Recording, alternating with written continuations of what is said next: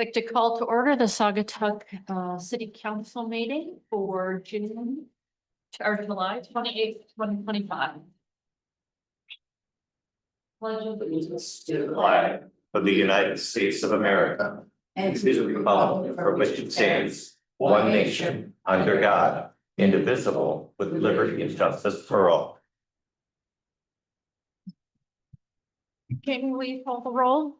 Anderson, Yes. Clark, Here. Dean, Here. Gardner, Here. Hudson, Here. Peterson, Here. Stan. Here. We have a quorum. Mayor's comments are really just what a great time to be in Saugatuck with all the people visiting and all the people who live here just being outdoors and with the parks we have and the Oval Beach. You know, it's just an incredible place to live. So I'm feeling grateful and with that, I'll pass it on to our city manager. Yeah, well, thank you, Mayor, and good evening, council, and yeah, I echo that. You know, kudos to the Rotary for a great Venetian Festival and great turnouts and great crowds and all the volunteers and all the folks that make that happen. There's a lot of work that goes into that, but they did a fantastic job. I saw our Oval Beach manager was in earlier today, and she looked a little tired. And I, you know, just kind of talked with her a little bit. Obviously, it's hot, right? It's hot at the beach. They're very busy at the beach. I think it sold out yesterday, Scott was telling me. So, you know, that team out there is working really hard in some really tough conditions, especially being in the hot sand out there. So big kudos to our staff team for all that they're doing out there, our public works.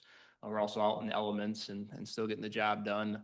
We owe a lot of gratitude to them for their hard work. The Township last week gave us the go-ahead to install the Saugatuck sign at Holland and Blue Star to relocate from the river to that location. So Mr. Herbert has got the Miss Dig request in and indicated that they should be able to get that installed this week. So that's coming soon.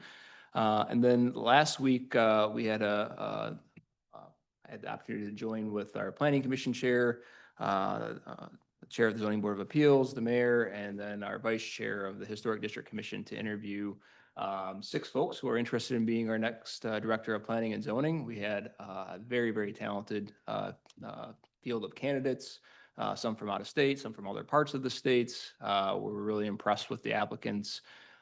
We have hoping to interview bring a couple of them back this week for a second round of interviews and to talk more with the rest of the city hall team.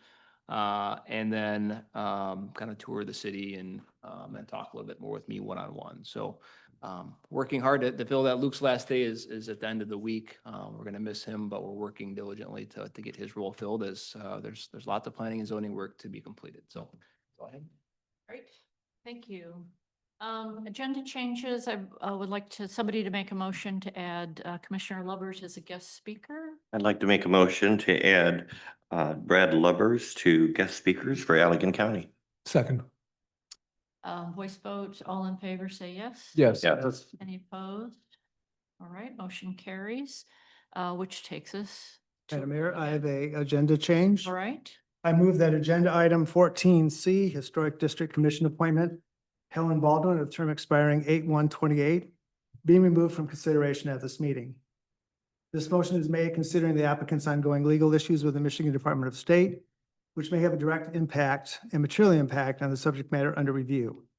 Given the unresolved nature of the legal matters outlined in the Michigan Department of State letter dated June 16th, 2025, proceeding with discussion or action on this agenda item at the present time would be premature. Removing the item from the agenda will allow for due process to take its course and ensure that any decision made by this body is fully informed and in compliance with applicable legal and city ethical standards. second. Jamie, do you want a voice vote or a roll call vote? We have comment. We can. Oh, I'm comment, sorry, right? comments? Mhm.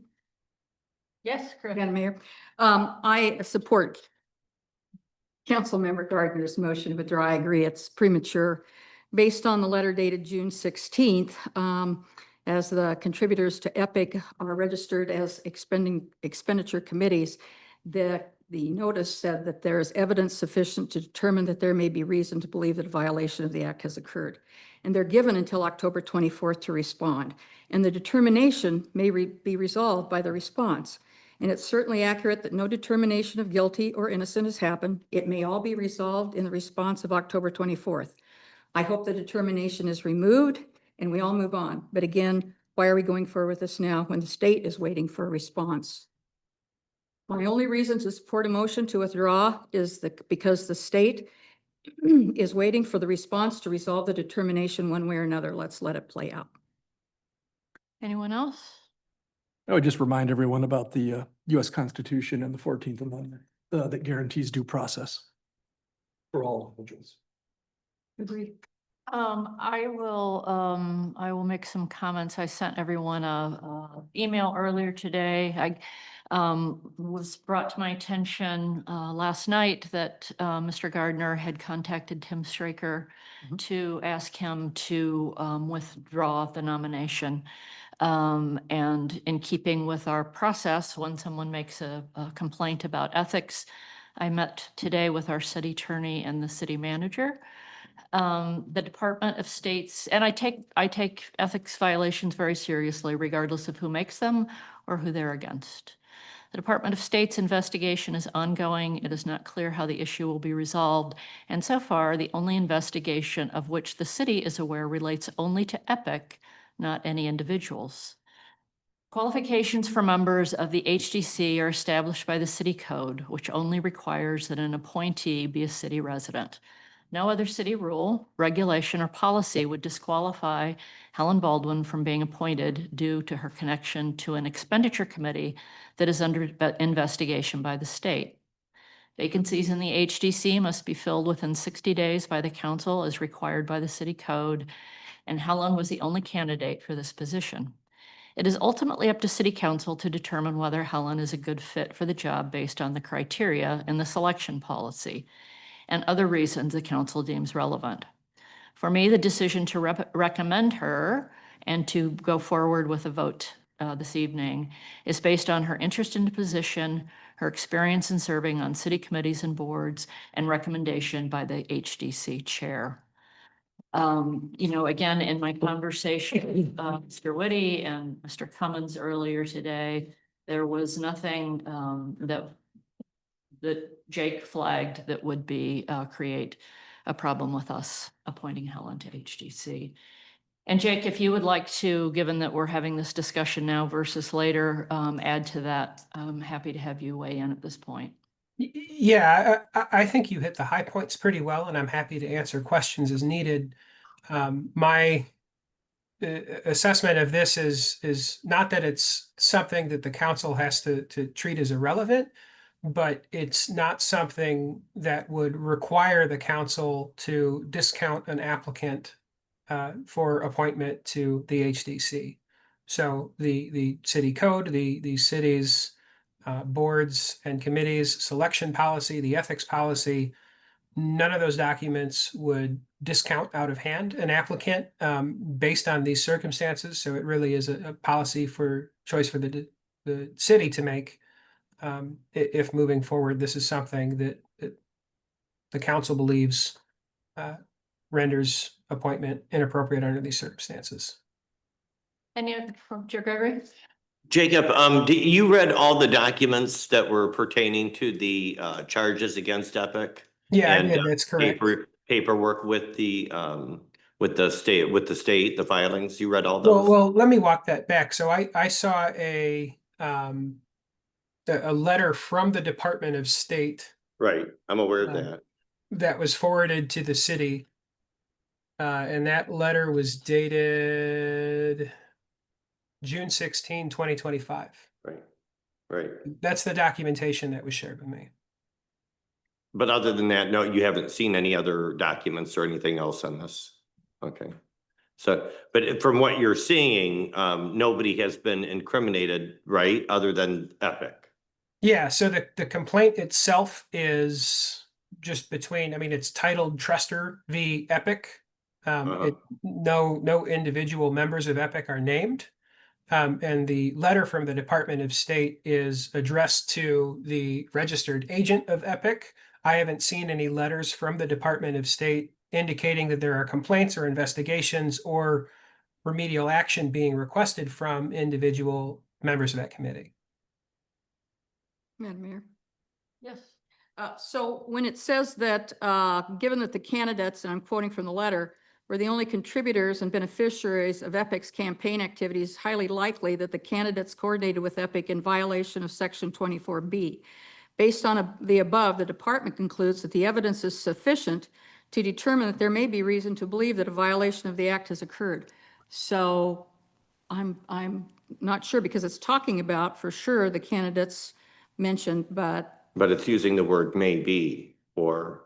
And it's also in connection. I mean, I think the context of the letter, from what I can understand, indicates that the investigation at this stage is only into whether Epic violated Campaign Finance Act restrictions.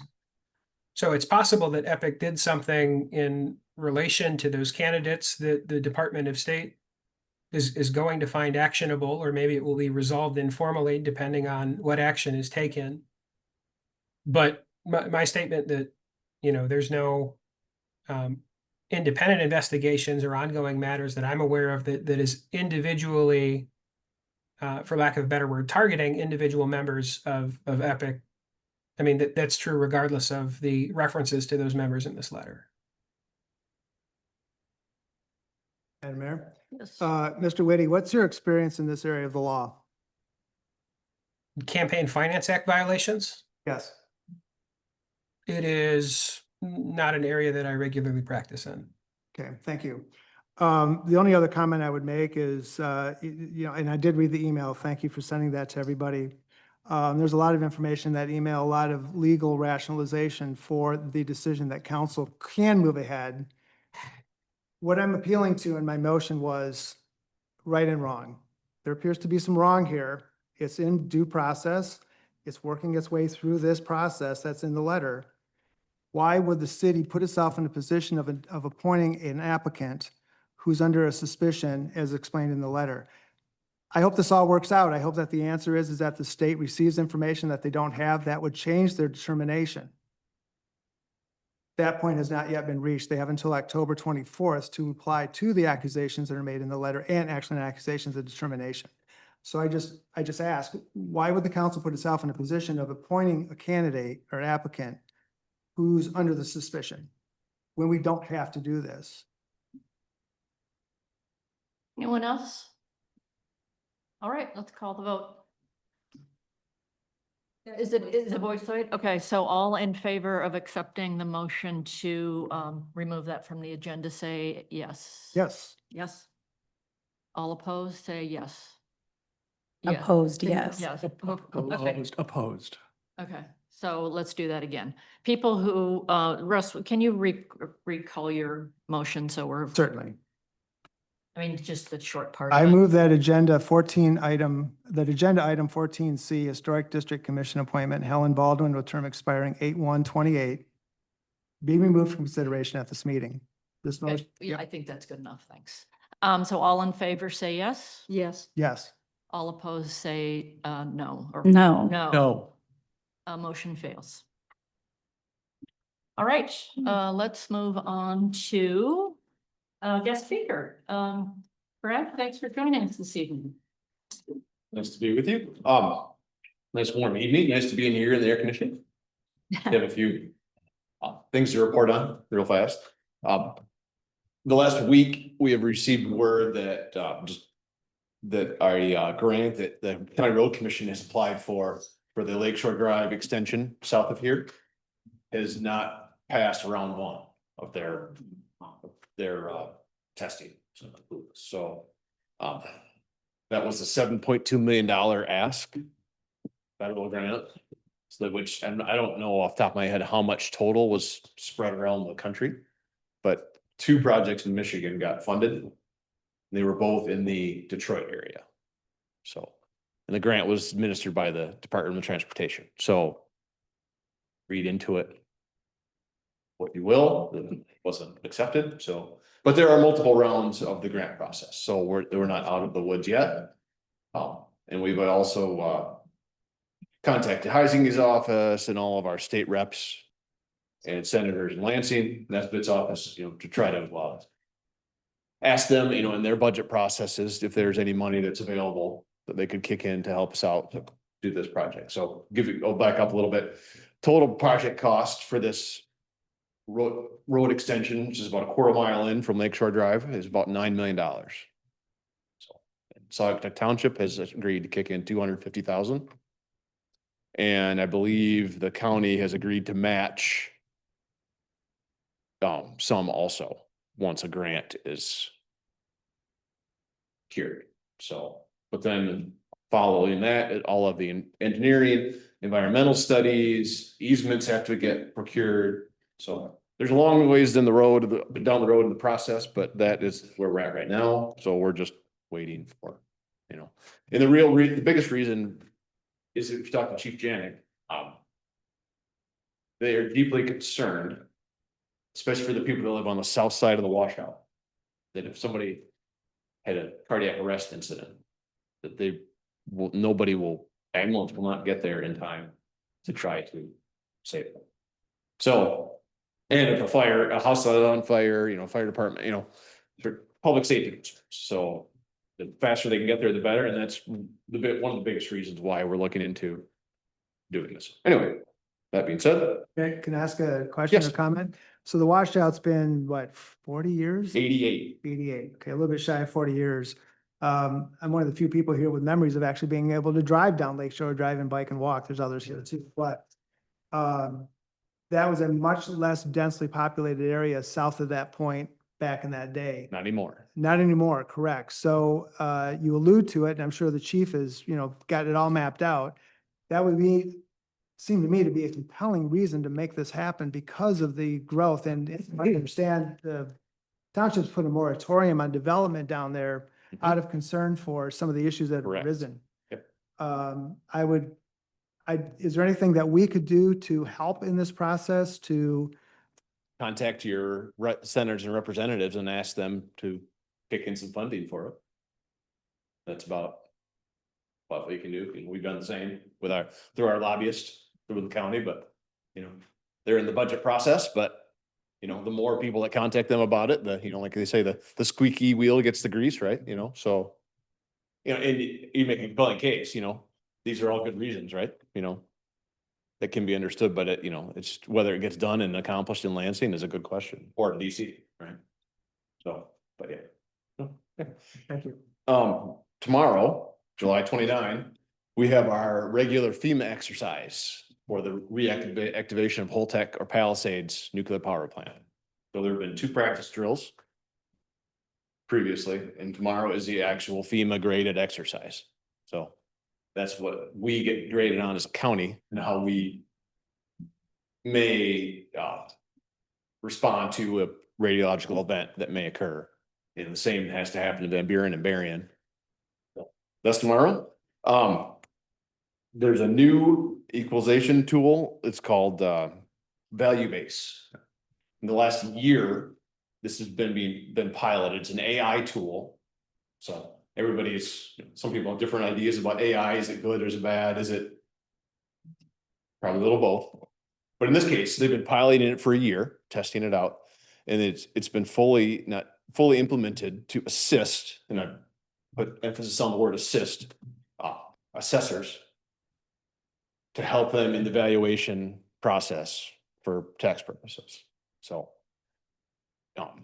but just want to reassure you that actual humans will still be assessing the values to your property, to all the properties, right? You know, but the AI tool, what that does is it looks through all the records.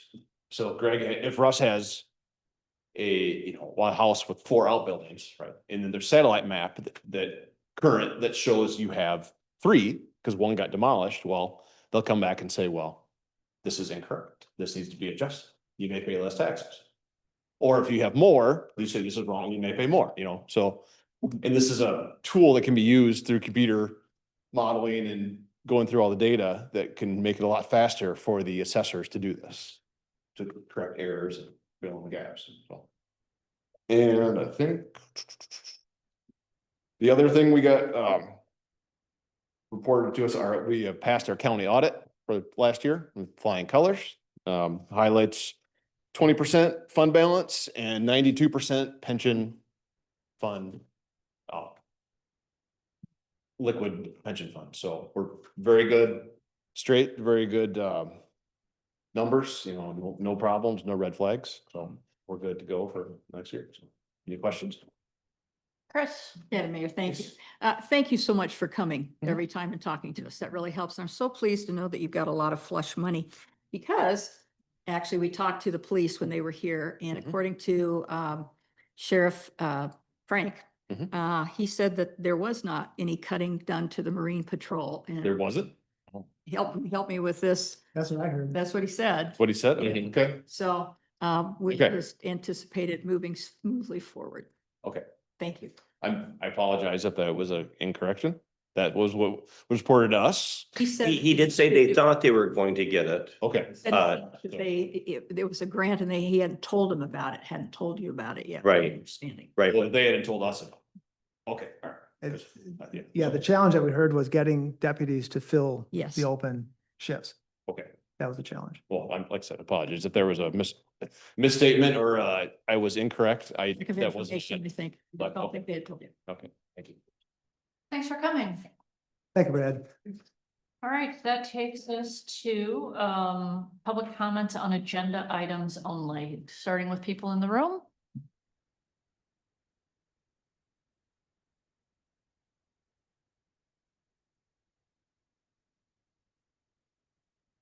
Jerry Tedaldi, North Street. And I am at a loss as to why you would entertain putting someone who's being investigated by the state on a committee. Also, their alleged co-conspirators should not be voting on the issue. This letter states clearly, given the candidates were the only contributors and beneficiaries of EPIC's campaign activities, it is highly likely that the candidates coordinated with EPIC in violation of Section 24B. Is that not enough for our ethics policy? If it's not, we should revamp the ethics policy, and you need to do the right thing. I've spoken to people who are well-versed in election law, and it's my understanding that the three are also being investigated in addition to Garnett Lewis. And they may find them guilty of a felony. We'll know October 24th. So I would urge you all to listen to our ethics policy. I don't even know if it's strong enough. I don't know. I know it was fought pretty hard, but we have a problem here. This is not a good optic for our city. I've complained, I put in 2 complaints to the mayor's office, and they've been kind of brushed aside. That happened when we had a city manager who behaved badly, and there were 2 mayors who were told of this behavior and did nothing. It cost us a great deal of money. Let's not have this happen again. Stop this madness. You, anyone else wish to speak? Anyone online? All right. With that, we will move on to the consent agenda. Can I get a motion, please? Mayor, I'd like to make a motion to pass our consent agenda for July 28th, 2025. Second. This is a roll call vote. I'm sorry, discussion. Thank you, Jamie. Any discussion on the consent agenda? All right. Just excited to see annual movie in the park. I think this is the 8th or 9th year that Laura has done that. And I want to thank her for doing that fun community event. It's a free event for everybody, so I hope to see you all there. And then also the annual Art in the Park. I started that event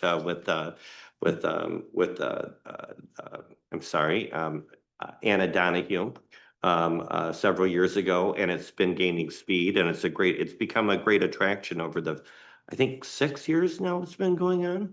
And so it's nice to see, it might even be longer, but it's nice to see that that's continuing. And of course, our annual Spear Street Block Party, I may come to it this year. Right. Madam Mayor. Yes.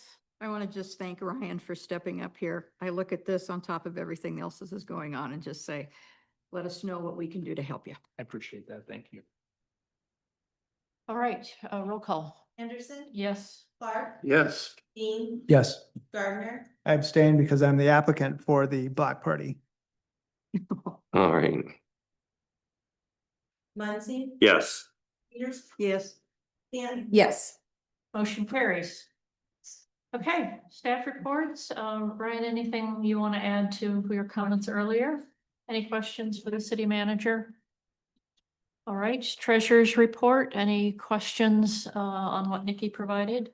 Oh, maybe I should Okay. add one thing. We do have some staff. There's some illness going around City Hall here. So I just want to, so we are down some staff. So please, if folks are reaching out, or maybe it's we're a little delayed in getting back to folks, just keep that in mind. We have a few folks that are out with some illness, but the rest of us are working on, holding on the fort and trying to stay healthy. So just want to make sure you're aware of that. Thank you. Okay, any questions about the treasurer's report, clerk's report, planning and zoning report, DPW? Scott? Anything you, no.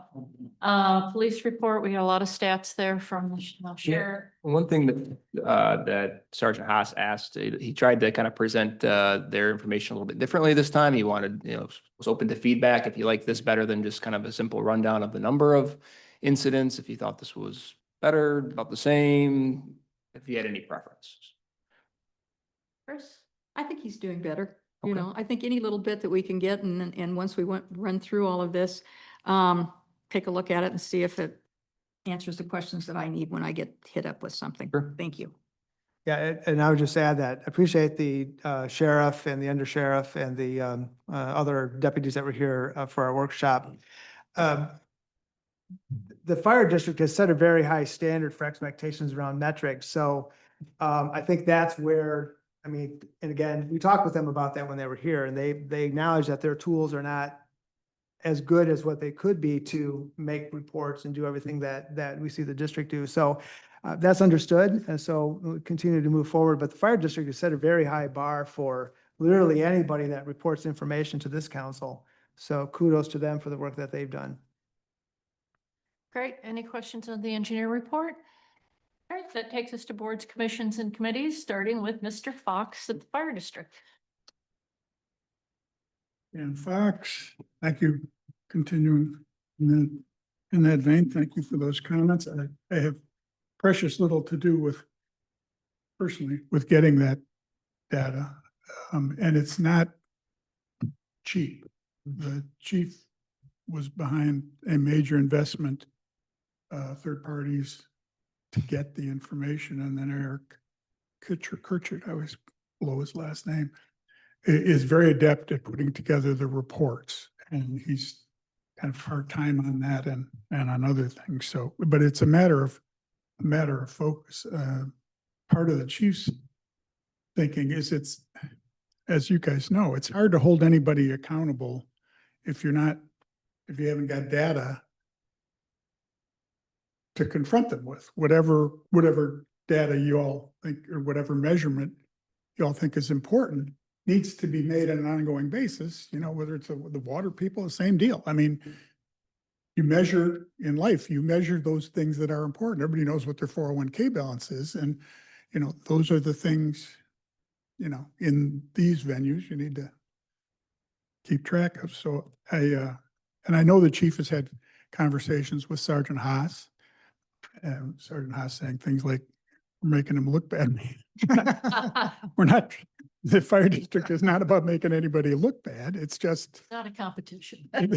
yeah, those are the things, those are the numbers they pay attention to. And with that having been said, for tonight, there are no numbers tonight because July hasn't concluded, and last meeting, you had 6 months of data and the June specific data. So tonight it's a little bit different. I will cover the highlights of our fire district board meeting, which took place a week ago today. And then share a few, looks at incidents or whatever, which is why I've got featured retro boats on Looks good. On the first. Yeah. Went down there. I got when the call came through. That was interesting, but we'll talk more about that in a minute. Next one, please, Jim.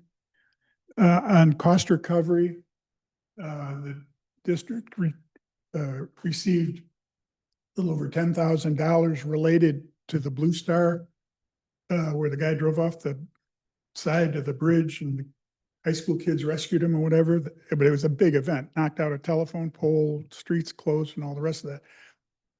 That went, the district chief directed that lawyers for the district get involved in that one. There were some questions of legal arguments being made and Michigan no fault law and all this other stuff that, as it turned out, didn't really pertain. And the dollar figure was high enough that we didn't want to lose that. We didn't want to just fold our cards, and lo and behold, we didn't have to. So it's a nice plus. The events support discussion. Chief updated us a little bit on 4th of July, I think. Yes. Oh, yes, 4th of July, the parade cancellation. That's what you know about this. And it just is sort of a request. I mean, because you guys approve the parades, the city approves the parades, routes and whatnot, that those documents be clear to the sponsor of those parades who has the authority to cancel it in the event of weather or anything else, any other deal. That came into question. There was some back and forth, and CVB didn't want to cancel it, and then the storms got closer and closer, and whatever, inside of 20 minutes from the start of whatever it was, and then they couldn't. We got to cancel it. So it's just a clarification that probably should go on whatever paperwork people sign when they set up parades.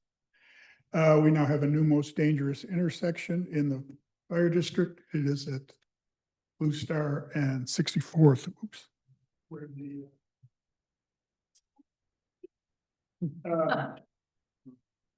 BP and the Shell station are up there. And we had some talk, it's not our area we monitor it, but it's not our area to control it. That's a county thing.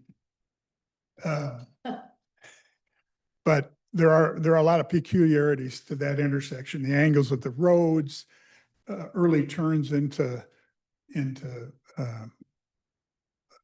Burger King, where there's no turn lane right there, people coming out of the BP station, the convenience store there, coming out of two different potential ways to, it's a little challenging. And particularly now, this is coming up because you've got people here for the summer, so. Okay, so the south station for the fire district, an update there. It's the 3-page proposal has been, and was in our packet for the last meeting, so it's available. It should be available online. I'm quite sure it is.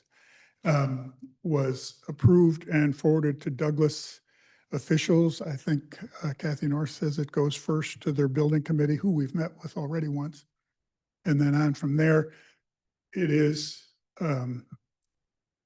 essentially is a, how would you phrase it? Lease to buy kind of deal, and sets a figure for the portion of the property that the fire district would come to own as a result. This goes through.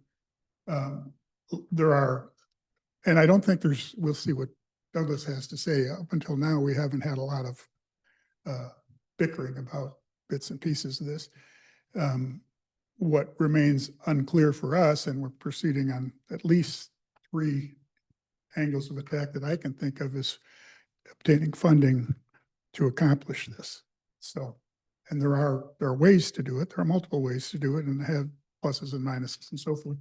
And like everybody else in the county, we've got a request in for a grant from the state for supporting this. So we'll see where that lands.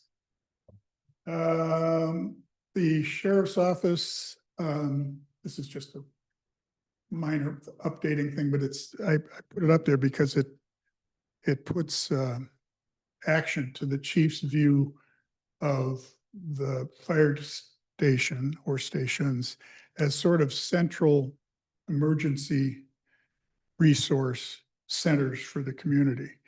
And in the case of Saugus. I mean, if we end up being at Douglas, it's pretty simple. The Douglas Police Department's going to be in that building.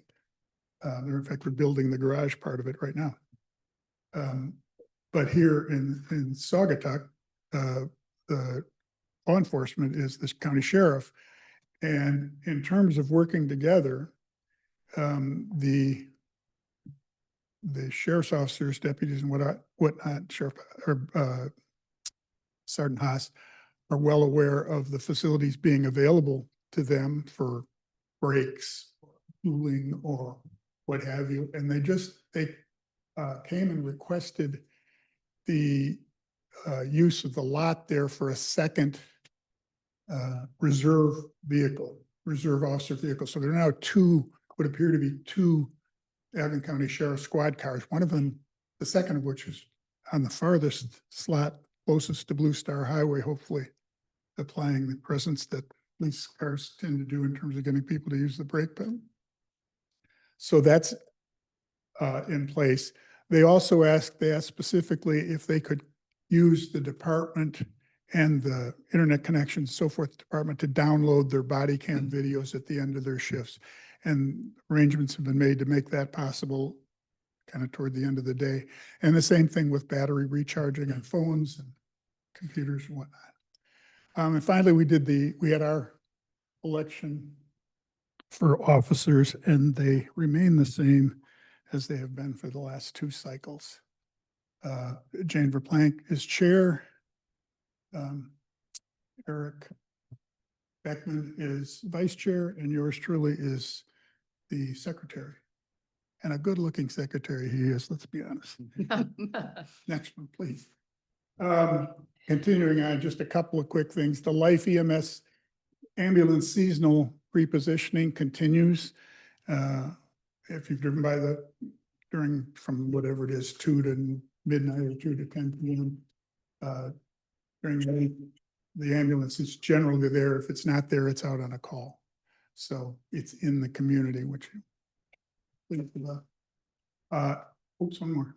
And finally, the renewal of the Life EMS agreement to continue is going forward and being viewed favorably by both sides, Mark Meyer and our people as well. Next one, please. So just a couple of marine incidents of note. First one on the left hand or the top photograph. I took these pictures, just the top ones, not the bottom one. They're bringing a fella in who was on one of the, what do you call donut boats, right? What do you call them? I don't think he had a seizure, but he lost consciousness and was overheated or whatever, about halfway out or a third of the way out the channel. So they went after him in 2194, which is the smaller of the two fireboats, brought him back, and Life EMS was there and transported. I don't know that they transported him. I know they treated him, but he was fully conscious and walked under his own power from the dock to the ambulance. And then the second one there, and the dates on it, I just read it from here. Was, but it's 21st, was a call that came in as a capsized sailboat off Oval Beach with 5 people, including children aboard.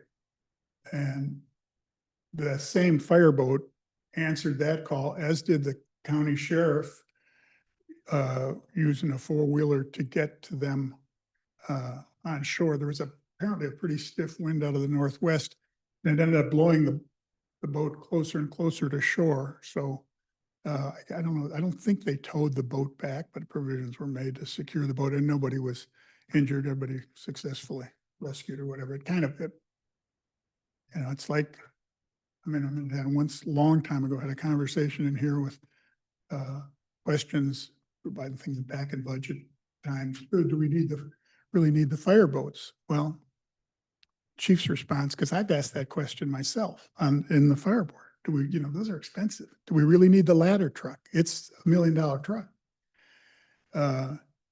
And his answer, and it's because emergency responders think differently than you and I, was, you really need a smoke detector in your house? Really need a fire extinguisher at home? Only if you have a fire what have you. And the same thing sort of is true of these, of the fireboats. It's been a particularly busy time, so. And then one more, not really an incident per se. That's the command center for the Saturday night fireworks, Venetian fireworks, down the end of that street toward the harbor there. Sheriff, ambulance, and our guys as well. There was an incident. I was there Friday night. Somebody had passed out. I mean, he was taken to the ambulance. I don't know if he was removed from the site. I didn't stay on it that long, but literally it was swarmed by EMS people and sheriff's office people. So nice to have that. And then just last, this was this morning on the interstate. We've talked about the interstate plenty of times. And that's why this is at 39, so mile mark 39. So it's about a little over a mile north of the river on the north. That's the northbound side that car's on. The traffic stopped at that point. That's the inimitable Captain Mike Betts, a fireman's fireman for sure. So that does it for tonight. Questions for Dan? Gregory? Dan, a couple of years ago, well, it's been more than that. I would say back around 16, 17, 18, 19, for a few years there in a row. I don't know if the Michigan Police Department or the Allegan, who headed that, but and I know I sponsored it one time when I had the store, Del Sol, the night out, the national night out. And the fire department was part of that and did really good demonstrations. And it was a really nice opportunity for the community to, get to know our fire department and our police officials. Is there any talk about that coming back? It's a good question.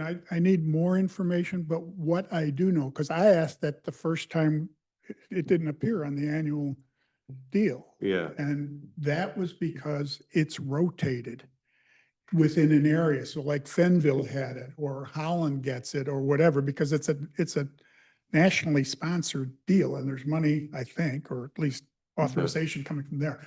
But I don't know how that, I would have thought, honestly, it's a good question. Because it would have repeated, it was rotated going back. on, Pardon? it was going on year after year, and then I think maybe it was COVID or something, or, I think it only went on 2 years, but I could be wrong. okay, all right. But yeah, but it's a very good event. The fire district was happy to have it. I mean, I'd like to see something like that again, yeah. we no longer, for cost reasons, do the burn demonstration? Well, we didn't, there was a time when they did an October Fire Month thing and had, full Saturday devoted to walk through the fire department or whatever, Right. and that was deemed too cost ineffective and too challenging for the mission. Okay, So, but I'll find out. thank you. Sure. That it? Thanks. All right, Gregory, and our urban board. I wasn't at our last meeting, but I can tell you that our ridership has increased 16.32% again in June. Every month I say increase. We had 1,392 more passengers. The free parking shuttle operates on Wednesdays, as you know, or might not know, for Music in the Park, and on weekends from 1 to 9 p.m. The riders can also park and call service when the free service isn't running. On demand is always available. And reminder that you can also park at Douglas Elementary or at the Hayworth property. And all of those lots are never, all of them are never full. So if there's, if you're looking for a parking space, don't forget to use those options. We have a regular group of kids that are riding for the Boys and Girls Club. Our late night service has been very busy on both evenings, Friday and Saturday, and that's brought in an extra $4,000 to our late night fare in June, which is good news. We've scheduled 7 buses and 2 dispatchers. For the first time this year, sometimes on holidays we would do it, but we're starting more often to have 2 dispatchers for Fridays and Saturdays. And the second dispatcher is available to drive if need be. Also, we have increased the rider fare for Saugatuck Public Schools from 50 cents to $1 to $3 per rider, no matter the age. If the rider has a disability, the fare will still be 50 cents. The reason is due to the fact that Saugatuck Public Schools does not pay mileage that it pays for our service. So that'll make up for that. We also have two new contracts, one with the Fenville Elementary Daycare and one with Fenville Migrant Program. So. Great. Mhm. Thanks, Gregory. Any questions for Gregory? Thank you. Okay, Joe, Cal Lake. Yeah, well, my family loves, by the way, New Urban. They are full-on believers, and if you know my family, that's a big. Yeah, they don't like accomplishment. anything. Yeah. Well, they're a little, Kidding. especially me. But I deflect. Thank you. Whoever thought serving on the board for Cal Lake would be so fun. Yeah, so as many of you are aware, there was a special meeting called, actually on July 16th, and then it wasn't noticed properly, so it got kicked to the 18th, which was a Friday. And the purpose of the meeting was to discuss personnel matters relating to the operations manager, Daryl Van Dyke. So unfortunately, Barry Johnson, who's the chair, wasn't able to attend. He did advise me of his understanding, which was, that Daryl would be terminated during the meeting. So, given that Daryl wasn't present, Barry wasn't present, I suggested pushing, the meeting a day to where we could go into closed session because Cal Lake would have had their legal representation there, but I wasn't seconded, unfortunately, so the meeting went on. There was some public comments from some of the employees that were, shared some concerns over the management style of the operations manager. So when it came down to the vote, I didn't vote in support of terminating Daryl simply because I had limited background as to, what his performance was, what were the reasons were for being, for making the change, so on and so forth. So I had to base it pretty much on the fact that, when I look at the Cal Lake operations, generally it seemed like things, were moving along pretty well.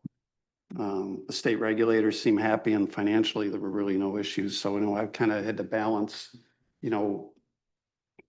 what I'm seeing, right? Not having all the long-term history. I also didn't support for the same reasons his temporary replacement who was named in that meeting, because I really didn't know his background. So I kind of was pretty much alone on an island with that one. So the board did terminate Daryl without cause. Ryan and I met with Abby Bigford and the township manager. I think Ryan put that all in the note to you.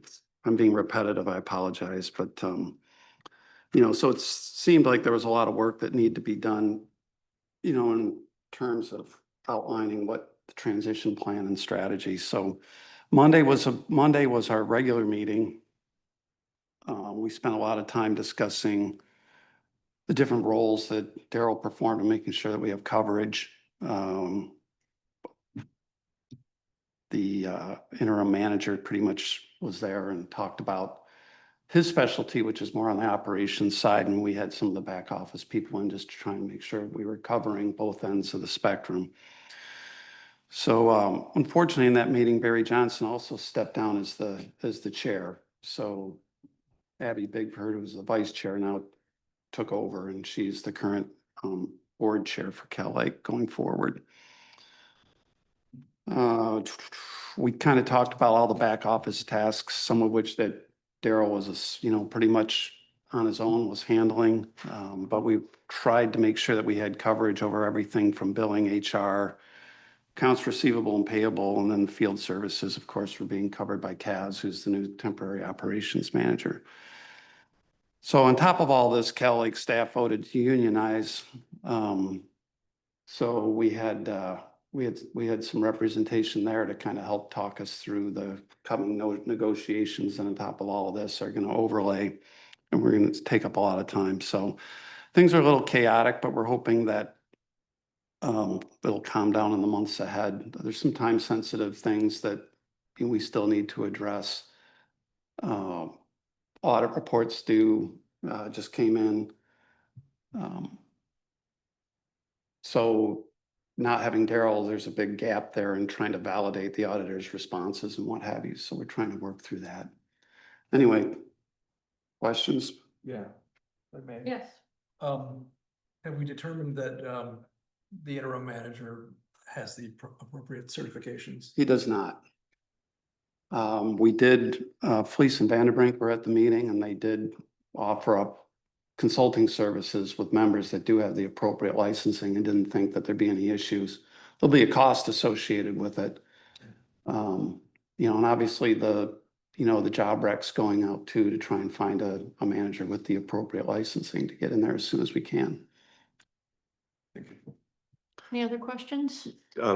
You said legal wasn't present during the meeting, right? The special meeting? Yeah, Correct. meeting on Friday. Correct. Were they consulted before this action by the board? I don't know that. Okay, I wasn't part of any discussions, let's put it that way.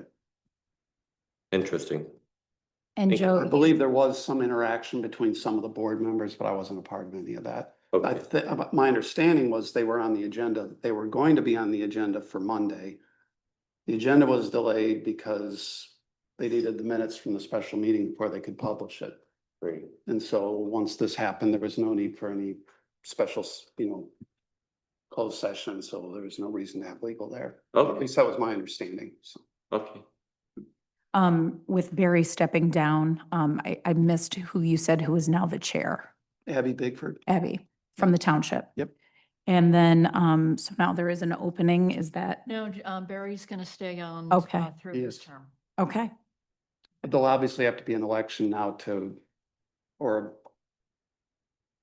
the board will have to elect a vice chair, obviously. That's on the tap for next meeting, so, but Barry's staying on. yes. Yeah, Madam Mayor, thank you for your service.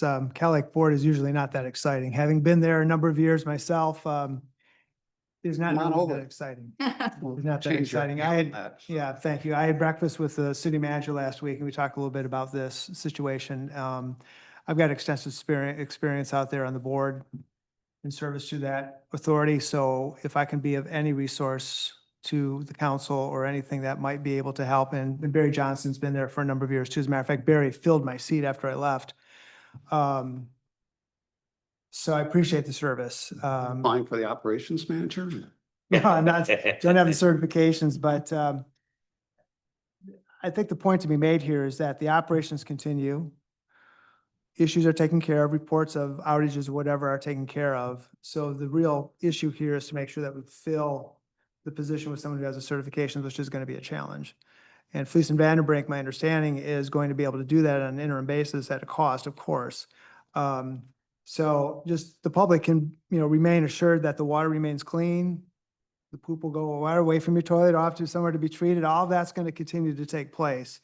So though it's a bit of a challenge at the moment, operations will continue. And I know Kaz personally, I've talked with him several times and we're in good hands with him, but it is definitely a challenging time. So if I can help with my experience there, and of course with Barry, he's got tons of experience. I know there's others that have served on the board too in the community that would be willing to, kind of bounce things off if needed. I appreciate that. And, Welcome. and yeah, Kaz seems comfortable with the operations side, with being out in the field, making sure the workers are being productive. I think he knows what tests need to be done every month. Whether he's actually done the filing with the regulatory agencies and what have you, I don't know, but, we'll certainly be watching that. But, yep, thanks. We may lean on you for that. Thank you. Any other questions? Okay, Chris, over to you. Anything? The Cal Lake Harbor Authority is really not exciting, and I'm happy it's that way, and I don't have a report. All right, there you go. I don't think there's anything from ZBA, no meetings there. Russ Historic District Commission. Yeah, I missed the opportunity to update the council with our last meeting on July 10. I will dispense with my detailed report other than to say that we have a meeting scheduled on on July 31st, this Thursday. One of the three items that we had for new business, two of which were approved, one was tabled for a special meeting, and that was at 234 Spear Street. So there were some concerns with the design, the massing of the property and so forth. Very good conversation we had with the contractor as well as one of the property owners, and they're coming back Thursday with a revised plan for us to review. So that'll be this Thursday at 6 p.m. Any questions for Russ? All right, Planning Commission, back to you, Joe. Yeah, special meeting Wednesday. We're still master planning it, going through that. So, no, there was a request in our last meeting, I believe by Council Gardner, to have optics on the survey data that's being worked on hard by the Planning Commission. Okay, I would encourage, Was it you, Russ? Pardon? The questionnaire.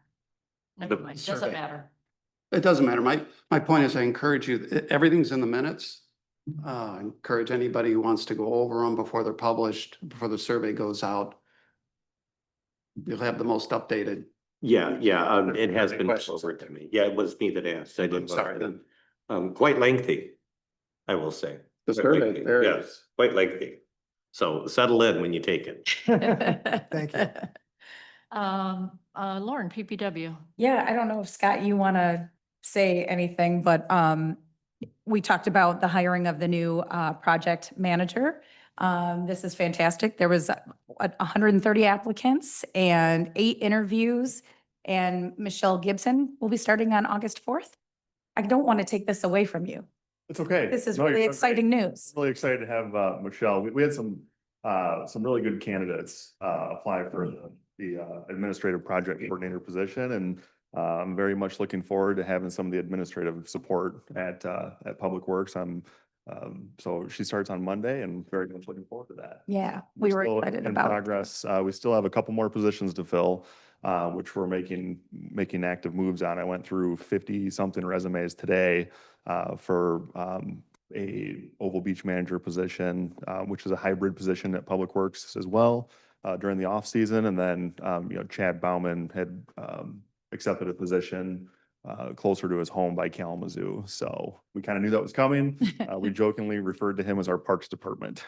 So we lost our Parks Department. So, but Noah Aramendi and Ellis Mack have stepped up big time in the parks. And it seems that Noah's really enjoying himself and finding that work rewarding. So That's great. looking forward to getting back to full capacity. So hopefully sometime in the next, week or two, we'll get, by the end of this week, I hope to have interviews scheduled for both of the vacant positions and try to make moves very quickly to get them filled. Good, yeah. So besides those, we have some updates on our website about some invasive species in our area. So feel free to look for that link on our website. So you know how to get rid of it if it's in your yard. And other than that, we did reach out to a few companies about invasive species at Mount Bald Head and the Saugatuck Harbor Natural Area, just to see if they can put some sort of a bid together for us to be able to work on that. But And it does identify what invasive species are, right? yeah, Okay. there's a couple of different ones that we're seeing in our area. And if you see it in your backyard, what you should do to get rid of it. That's good. Yeah. Thank you. Scott, anything on the tri-community non-motorized trail? No update from our last meeting. Still waiting to schedule the tribes. Okay. Assessment of the area in question. Great. And any updates on the water system operations contract? Brian, Russ, or Joe? No, there's been some drama going on, so Yeah, Yeah, it's okay. been, I did provide the consultant with an update today, so. yeah. Okay. Thank you, Ryan. And then back to you, Scott, on the wildlife management. Yeah, about a week ago, Douglas Council met and approved archery hunting on private property and homeowners association lands. Once again, private property that will start in the fall. So they have approved archery during the regular hunting season on private property. And I believe we can share that legal counsel is working on some possible ordinance language for this council to deliberate on. Great. All right, that takes us to approval of accounts payable, page 52. Can I get a motion? I'll move to approve the accounts payable in the amount of $469,409.13. Second, Any questions or discussion? All right, so roll call vote. Anderson, Yes. Clark, yes. Dean. Yes. Gardner, Yes. Muncy. Yes. Peterson. Yes. Stan. Yes. Motion carries. We don't have any public hearings or unfinished business, which takes us to new business. 14A Spear Street streetlight removal request. Thank you. Scott, for coming. Yeah, we've had, I think this is our fourth meeting that we've talked about this at this point. So, we're pretty well aware of, you know, the city had, received, quite a few requests from residents up on, what we call Upper Spear Street, near about a street lamp that consumers had replaced actually repaired it. It was previously out for a number of years. So when they repaired it with a modern LED light bulb, it was offensive to some of the folks up there. And so they had submitted a formal request last fall for the city to consider removing it. Staff consulted Consumers Energy at the time and were given a few different options that we could remove it, keep it there, or they would deactivate it.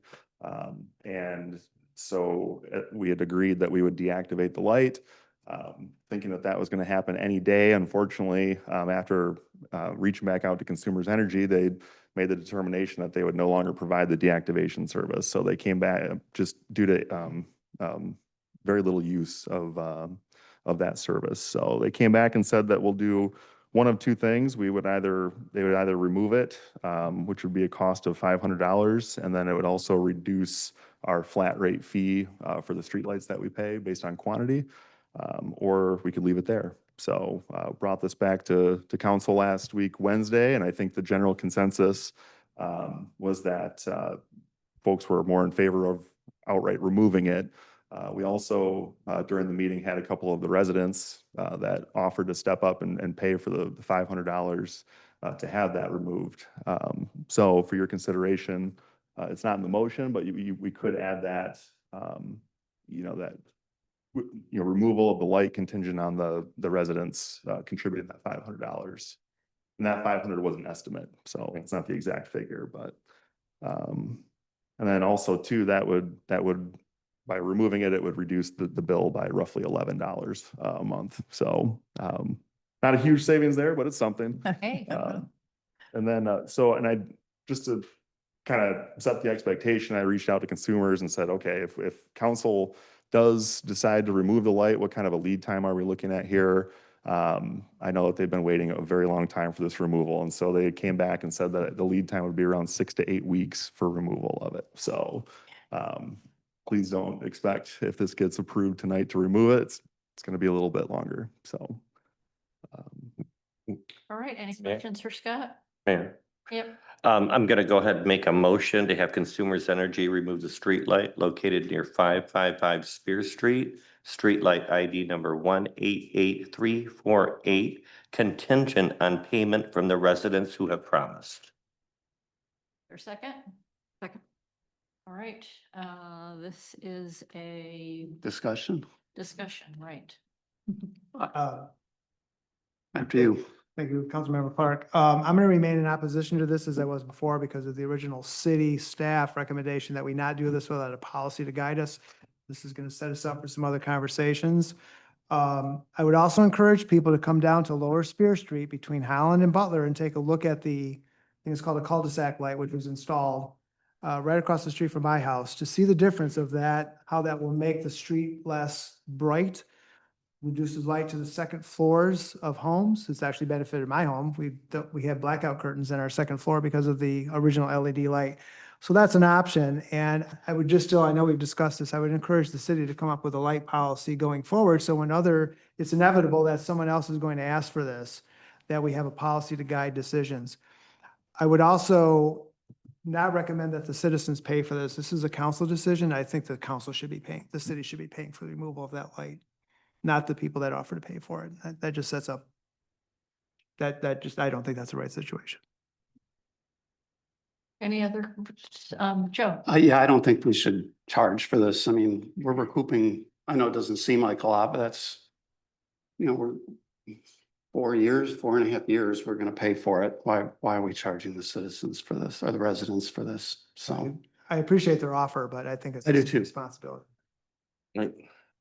I think that's kind of what sweetened the deal for me because as I spoke about at our workshop,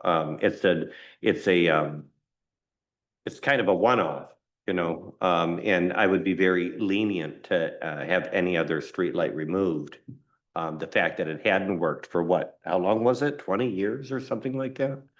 and that it is a dead-end street, which is marked as being a dead-end street. That those criteria encouraged me to go ahead and support this. I agree with Gregor. And again, the residents decided to pay for it. It's something that they hadn't been there for 20 years. And then it's also a dead-end street. Those three factors are the reasons why I'm supporting this. I just agree. I will support either. I believe it should be removed based on the fact that it hasn't operated in decades. And we made a commitment as a council to that group when we thought it was possible just to simply switch it off. Mhm. We made a commitment. I feel we should stick to that commitment. Right, I think we were all on board to have it switched off. Except for Yeah, us. and so. Yep. Yeah, All right, let's call the vote. It's a roll call. Peterson, Yes. Clark, Yes. Dean, Yes. Gardner, No. Muncy, yes. Peterson. Yes. Stanton. Yes. Motion carries. That takes us to updated law enforcement services agreement, page 56 of our packet. We talked about this at a workshop. Madam Mayor, I'd like to make a motion to approve the Allegan County Sheriff's Office Law Enforcement Services Agreement as presented. Second. Discussion, questions? Chris? Madam Mayor, I think they did a wonderful job presenting this to us. I'm pleased with the work that they do for us. I think they do an outstanding job for our city, and I support this wholeheartedly. Perfect. Yeah, I just want to mention that when they were here on Wednesday for a workshop, we mentioned kind of a breakdown that we received for the workshop today. I appreciate that, the dates and that Chris and I had been asking for. It'd be nice to see that continually. Terrific. I agree with everything that was said. I really appreciated Sheriff Baker coming out to visit with Yeah. us on Wednesday. Russ? Yeah, I would just echo the comments that I've heard from my fellow council members too, and I would encourage any citizen or really any council member, anybody from the city to approach a deputy when you see them on the street. They're more than happy to talk with you about their experience in town as well as what they're seeing. They see the street at a level that only the DPW staff sees. They see things that most folks don't. So I always stop and talk with them because they're always interested and they ask questions of me and I ask questions of them. And the thing I've heard that they've really stepped it up is getting out of their vehicles and walking around town. I've heard from several business owners that they appreciate just stopping in and saying hello. As a matter of fact, I think one of the deputies here said that every time he stops in somewhere, they offer food or drink. And he has to say, thank you, I have things back in my car that I brought with me, but just that effort makes a big, big difference and begins to move us away from some of the bad blood that existed when this original decision was made. But I think we've come a long way. Excellent. Anything else before we vote? All right, this is a roll call. Anderson. Yes. Clark, Yes. Dean. Yes. Gardner, Yes. Muncy. Yes. Peterson. Yes. Stanton. Yes. Motion carries. That takes us to 14C, Historic District Commission appointment, to Helen Baldwin with a term expiring 8/1/28. I know we discussed this earlier. Does anybody else have anything they'd like to add? Chris? Madam Mayor, just for clarification, there's not another investigation. The investigation happened. And based on that, the department concluded that the evidence was sufficient to determine that there may be reason to believe a violation had occurred. Now a request for a response to that determination has been asked for due October 24th. And hopefully that will be resolved favorably for my fellow city council members because this could be so harmful to our city. And I agree with the whole due process. And because of that, I see no reason to move forward until the process is complete. Thank you. Anyone else? I will just Yeah, ask, oh. If I may, I don't, I certainly don't trivialize, any possible ethics concerns, what have you. I take them seriously. And I will say that listening to legal's interpretation of what's going on, it's alleviated a lot of my concerns, and fears. And the other thing I want to kind of throw out there is, we have somebody who's served our city quite well. I mean, she's put in a lot of time and effort. I ask myself, can she do the job? I think she'd be excellent on it. And it's not that the council owes her anything, but here we have somebody who's stepping up and volunteering to do something yet again. Given all those things put together, I feel pretty comfortable with, supporting the recommendation to get around to Historic Commission, so. Yeah, and I'll add that reason to believe is not a fact. If, I think we just need to be fact-based and this is still in process. And I think it would be premature to us to come to any judgment on that. So anybody else? I think we need a motion. Yes, we do need a motion. I'll make a motion to approve Helen Baldwin for an appointment onto the Historic District Commission with the term expiring 8/1/28. I'll second it. All right, let's see, voice vote. If I Madam can Mayor? jump in here Yes. really Madam Mayor? quickly. I'm sorry, there is a requirement in the city charter that a appointment of a spouse of a appointed officer, the council has to make a finding that it's in the best interest of the city, and there needs to be a affirmative vote of 5 members of the council for it to carry. Great, Jake, do we need to reword the motion? I think that would be best, All right. and let me, How you need it to be reworded. So if we say the appointment of Helen Baldwin to Historic District Commission with the term expiring 8/1/28 is in the best interest of the city? that would work, yeah, or upon a finding that such appointment is in the best interest of the city. All right. Okay. I'll make a motion to appoint Helen Baldwin to the Historic District Commission with the term expiring 8/1/28. That it is in the best interest of the city. That seems very awkward, but. I will second it. Okay. Russ, did you want to say something? Yeah, I just want to just make a final comment on this. It is my firm position that Helen Baldwin should not be appointed to the Historic District Commission. Given the recent findings regarding her involvement with EPIC as documented by the Michigan Department of State in its letter dated June 16th, 2025. According to the department's determination, there is sufficient evidence to believe that a violation of the Michigan Campaign Finance Act has occurred. Specifically, the findings indicate that when EPIC registered as an independent expenditure committee, the only contributors were Helen Baldwin, Lauren Stanton, and Scott Dean. And these individuals were also the sole beneficiaries of EPIC's campaign activities through advertisements, flyers, and yard signs. The department's review strongly suggests that the candidates coordinate with EPIC in violation of Section 24B of the Michigan Campaign Finance Act, which expressly prohibits such coordination for IECs. This section states that an IEC must not coordinate expenditures with candidate committees, and the violation of this section is a serious offense punishable as a felony with substantial fines and possible imprisonment.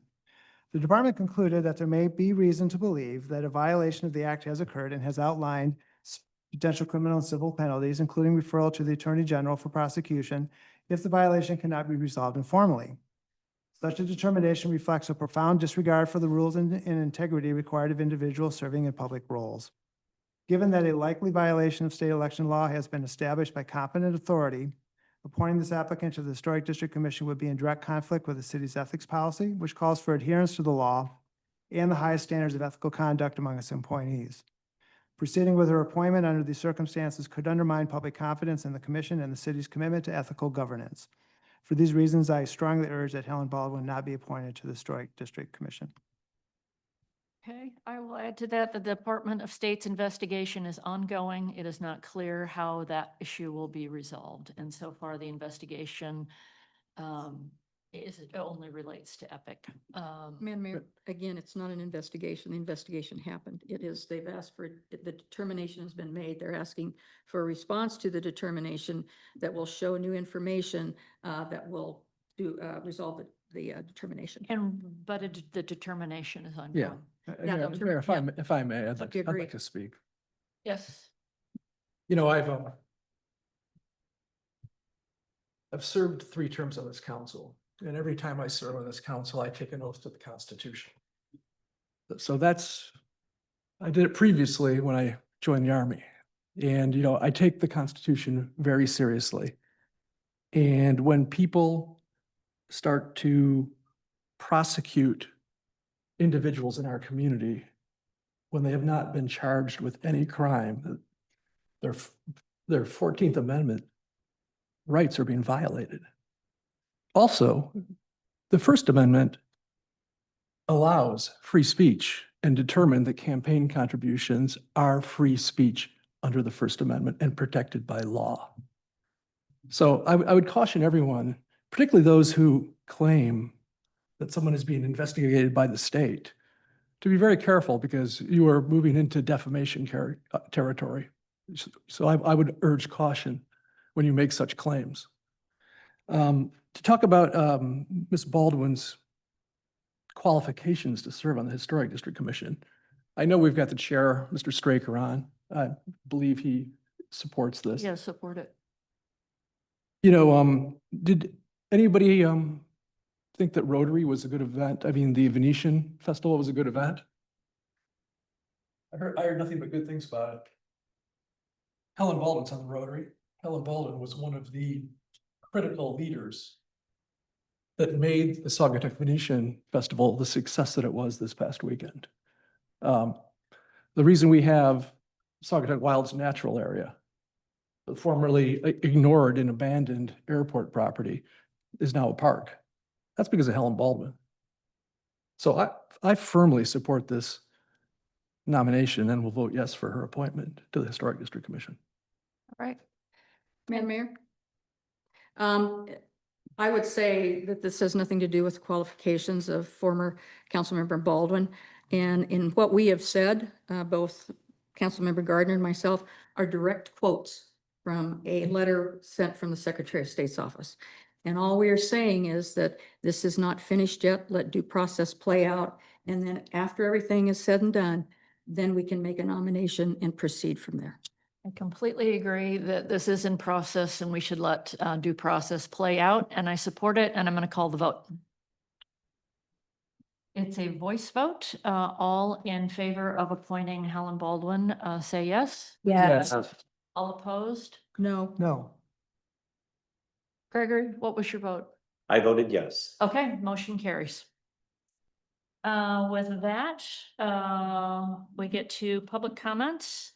I'm going to start with anyone online wish to make a Tim Straker, please. Hey, thank you so much. I know Councilperson Gardner updates you guys on what goes on with the HTC. I wanted to mention one thing that will be on next month's agenda.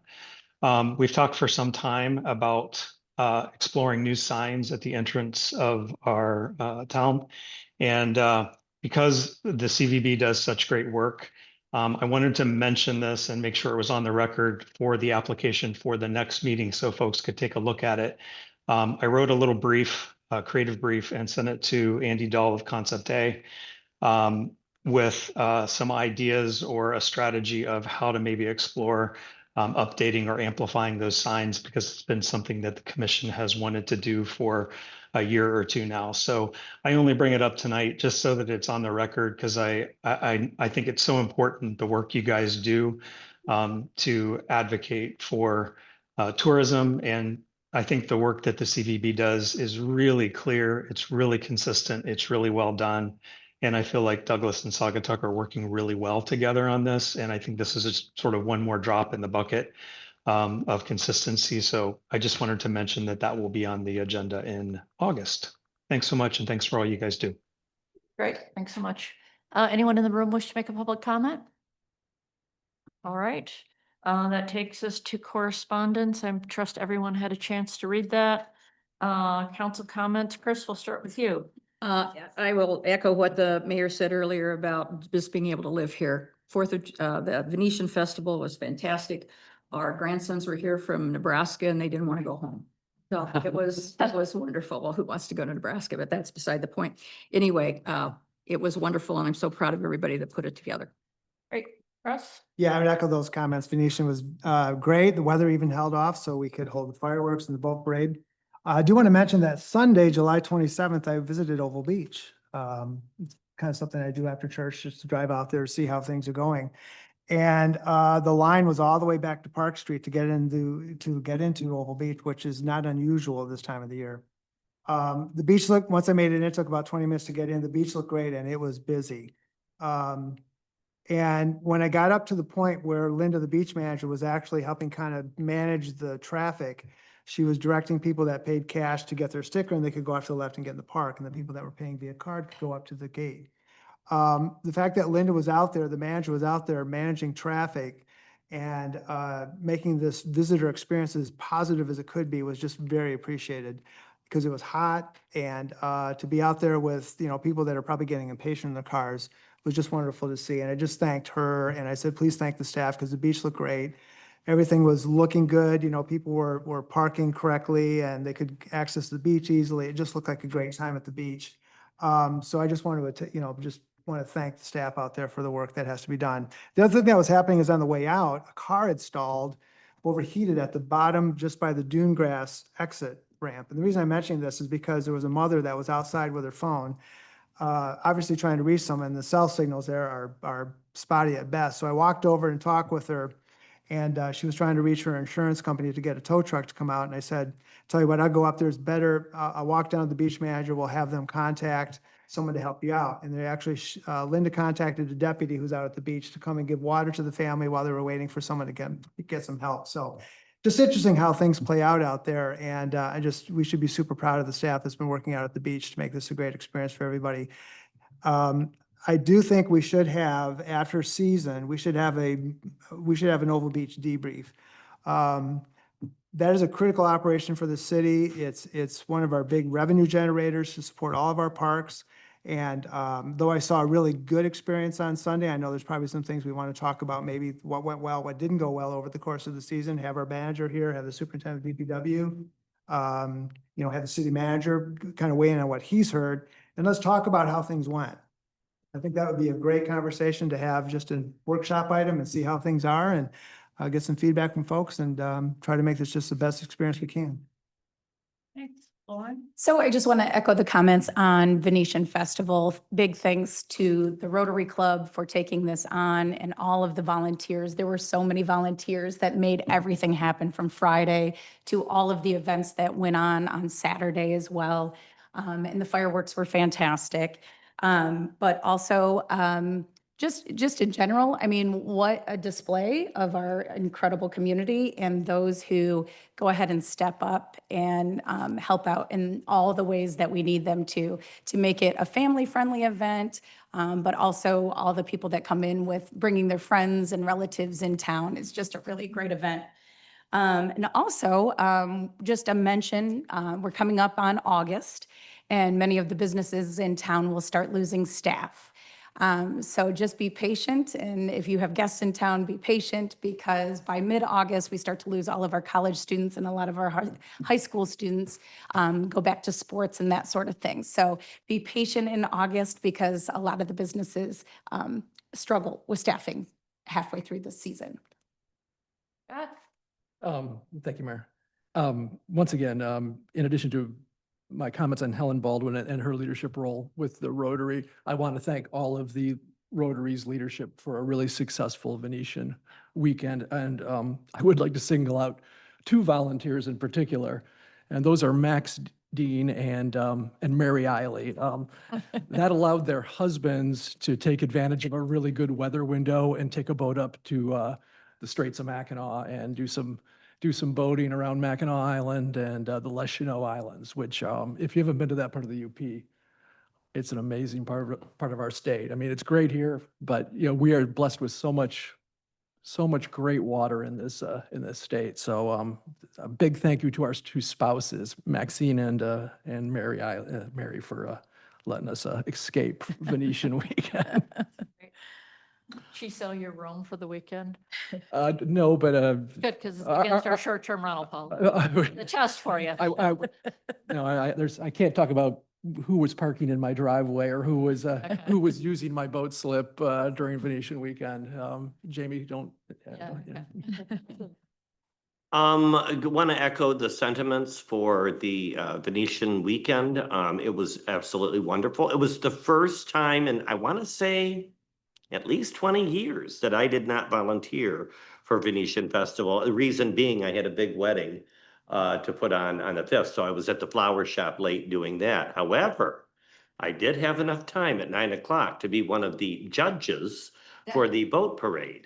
And want to thank Lisa Mize and Eric Peterson, who joined me at the gazebo, where there was a great group of people and families enjoying the boat parade. And would like to encourage more people to be a part of that boat parade. And I did notice an idea from somebody who had mentioned on social media and had asked me a couple days prior to that post that it would be a neat idea. I don't know if it's something we want to throw around at our meeting in January to offer a boat slip as a prize, or maybe, maybe some kind of a bigger prize. Maybe there's some way to get more boaters to be involved in that. I have a friend who just went to the Charlevoix Venetian weekend, which was the same weekend as ours. And they said they had something like 30 boats in their parade. And so I think I'd like to get that spirit back that I remember from Venetian weekend. So, but a big thank you also to Sean Steele and Julie Zeman, who helped with the boat parade and all of the time and money. And I know he paid his employees quite a bit to decorate the boat the way, how beautiful it was. And he did such a fun job. And I had a fun time hanging out with Lauren afterwards. Did you ride through the parade, Oh, Lauren? yeah, I did. And they had a nice little after party there and really had a great time. So I want to thank them as well. Of course, thank the Rotary Club and everybody else. But there's like Lauren was saying, there's so many other people that we don't see Right. that are helping out, and we're very lucky. Not just those events, but any type of charity or anything else that happens around here is just, it's heart. It really warms my heart. It does, and I'm reminded all the time why Saugatuck has been my home for 25 years. I also want to mention and a nice just a shout out or a remembrance, I guess, to a wonderful employee of Phil's, Tim Harrell, who really touched everybody in this community. He's from Holland, and he died at a very young age. He was in his 30s still, and he had some health issues, and he passed away this week. The family is working on, I just delivered flowers to the family members today. They're working on services for him, so I'll post those on my social media. But if anybody knew Tim Harrell, he was a big, friendly giant, big, tall guy that worked at Phil's. And he would frequent some of our local establishments here in town. And like I said, he was such a great guy. He was one of the reasons that made Saugatuck so special. It's not just the residents, but it's the people that work here that live in Holland or Fenville or whatever. It's a lot more than just us that makes it so special. And he was always so nice to everybody, all of our tourists and all of our locals, and he will be missed. Thanks, Gregory. Well, let's make it unanimous. I mean, what a great weekend. It's really easy to be proud of your town, and man, was I proud of our town this weekend. Just walking around and seeing all those, just people were happy. They were so glad to be here. It was very uplifting. And so my incredible thanks to everybody who helped make it such a wonderful weekend. Weekends like that put Saugatuck on the map. So I also want to echo Council Peterson's comments and thank Brian for stepping up. I mean, my gosh, you don't work enough. You're going to take on planning now. No, seriously, we're lucky to have you stepping into that role in Luke's absence, and hopefully you can get somebody in there to take some of the burden off you. But thank you for the extra work. That's all I had. Hopefully you know how to do both at the same time. Wait a minute. Got 3 or 4 jobs He's about a done year that ago, before. so. I will just end by saying, hearing all of your comments is just great. It is a great city, and the volunteerism is what you know, sort of the secret sauce of what makes it all work, and we're lucky. Good luck to Jamie and Ryan. Stay healthy. Yeah. Right. And with That's that, first. I'll take a motion to adjourn. Motion to adjourn. Second. All in favor, say yes. Yeah. Yes. Meeting adjourned.